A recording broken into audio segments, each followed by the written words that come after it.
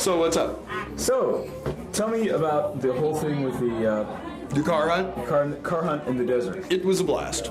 My name is Huge Chrysler Jones, as a matter of fact. Huge Chrysler Jones. Huge okay. Chrysler Jones. And the people that put it on, particularly people haters, they are really big and really ugly people. They are. They're scary. 6'5". No. These are combat mechanic accountants. These guys performed automotive necromancy. Where have they served? They served at the personal pan playa. Stuart Mangrum, my good friend, took an AK and bounced 7.62 rounds off the desert floor and blasted the oil pan and the transmission. They towed it back to camp and had the car running again in 40 minutes. No, wait. He ricocheted these bullets. Right off the floor, off the desert floor. We were hunting the cars, by the way, from the back of pickups. This Bull Oldsmobile station wagon, mid-70s, had been armor-plated and radio remote controlled. We were hunting it with high-powered rifles out of the back of pickup trucks. Now, what was your main motive in hunting this station wagon? Was it to deconstruct the myth of the great American family? Or was it, what was it? What was the inherent, what was the, There are no more buffalo to kill. They're gone. Right? The Bull Oldsmobile and its like are responsible for killing at least 50,000 of us a year off. And yet, we're so codependent on these vicious beasts that are capable of turning you into a Q-state bastard, and I can say it. Yeah. We are so codependent on them that we like turn a blind eye to their filthy evil. Anyway, sometimes we even go into debt, to feed our need for these things. what about the communists? Actually, if you mean the Chi-Coms, Absolutely. the Yellow Hordes, I'm in a joint venture right now trying to teach restaurateurs in Shanghai how to homebrew. What are the zones, economic zones that they're called? What are they called? If you're thinking about Nanwei district on the east side of Shanghai or the river, Is that Amway or Nanway? Nanwei. Nanwei Light Industries is actually talking about producing some of the equipment for that. That is the future. The future is in China. The future isn't billions of people working for your benefit, right? No, the future is in bringing a little handmade satisfaction to the Chinese consumer. A little slice of American quality, a good beer. Not Budweiser, not Beck's, not billion-produced gallon shit beer, but a good home brew. What do you think about a quarter of the world's population? Qingdao? Have you had Qingdao lately? Well, it's a rice beer. It's as good as a rice beer gets, I think.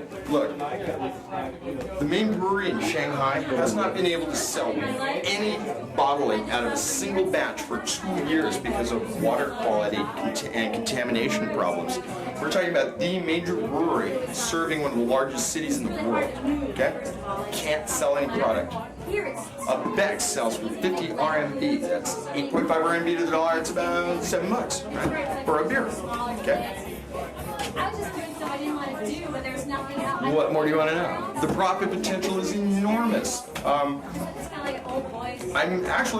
issuing a prospectus next week if I can get it done. Looking for investment capital, and I think I can be pretty picky about who I choose to join me in this. I don't think getting money is going to be a problem. The dollars, the numbers shake really well. And besides, I'm a salesman. Be recognized. California was grossing $150 million a year from their DUI program. California California in 1988 grossed $150 million from their DUI fines statewide. When it went from 0.12 to 0.1, that number doubled in 1 year to $300 million. When 6 years ago they lowered the drinking rate to 0.8, the bill to do that came out of the California Assembly Ways and Means Committee as a way of raising $300 million to cover a budget shortfall. Okay. If you're caught at 0.8, which is very little alcohol in your system, you're subjected to massive fines in the order of highway robbery. You have to sit through re-education classes. Right? Now, if you get 2, they really and truly fuck with you. If anybody who's watching this happens to see it, get a book called The Paper Trip 2. Set up a bunch of IDs. Get driver's licenses. Get in front of a cop and make an illegal left turn. Then what you do is you don't pay the ticket. It goes to warrant. You throw the license away. When you're caught for your second 502 and they want to come down on you like a ton of bricks, go to the police department and say, I just moved back into state. I'd like to pay off my ticket. They will allow you to give them a check for a couple of $100, and they have served. They give you. They reactivate your license. They hold your fake ID for you until you need it. It's very simple. Plan. Can I ask you one other question? Sure.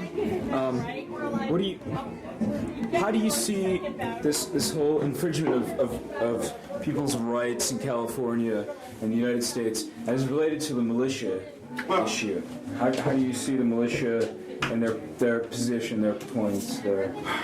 Well, for the most part, I've read a lot of the conspiratorial tracks, and most of them are rants that are, I don't know, it's like, on one hand, you've got supposedly this bozo right-wing militia guy who is spouting all this conspiracy theory nonsense, right? And he's not really taken very seriously by the liberal left. The Christian right tolerates it. On the other hand, if you go the other extreme, you have Umberto Eco. Oh, yeah. Right? And Umberto Eco is espousing the same kind of views, right? With essentially the same language. Actually, it's kind of Orwellian. You could give or take, this Inquisition here and that 1984 there reference, and, come up with essentially the same thing.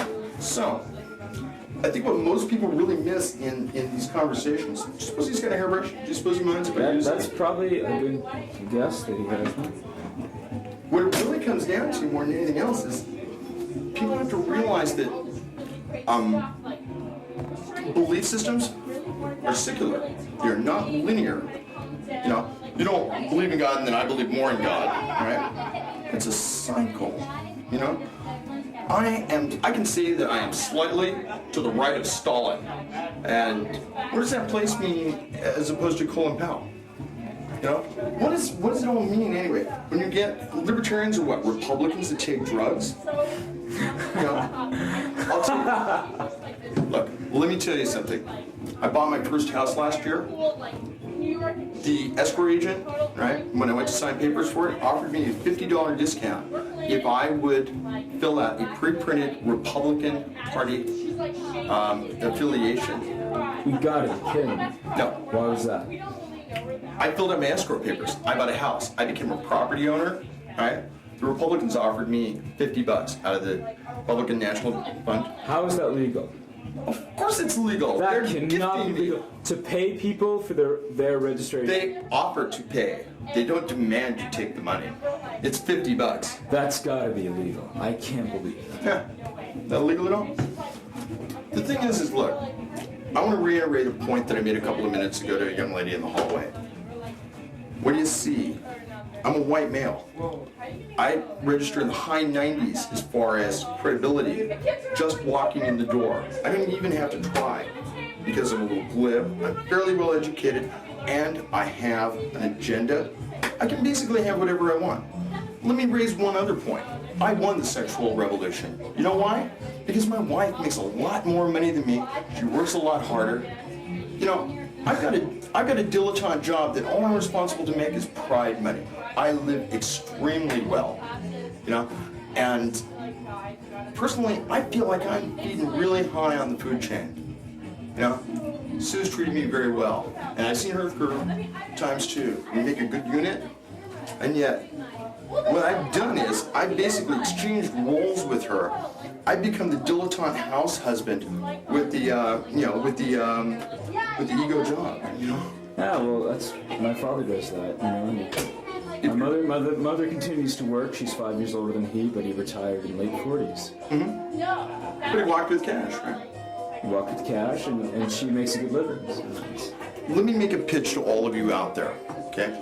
There's a book called The Inside Job. It's the story of how the S&Ls were actually taken, okay? Now, the crowd that's seeing this tape can probably find out who I am. Read that book. The last chapter when they talk about the Glass-Steagall Act being repealed, right? And how it would bring the same crisis down on the S&L, or on the banking system that went on with the S&Ls. The Glass-Steagall Act was repealed January 1st of this year. If 15 of you that look good in a suit and won't pee on their shoes would join me in a concerted effort, I can lead us to $40 million in the same kind of deals they did. I would suggest that we go down and buy an oligarchy. I think that's leadership. Yeah. It's all pretty much there.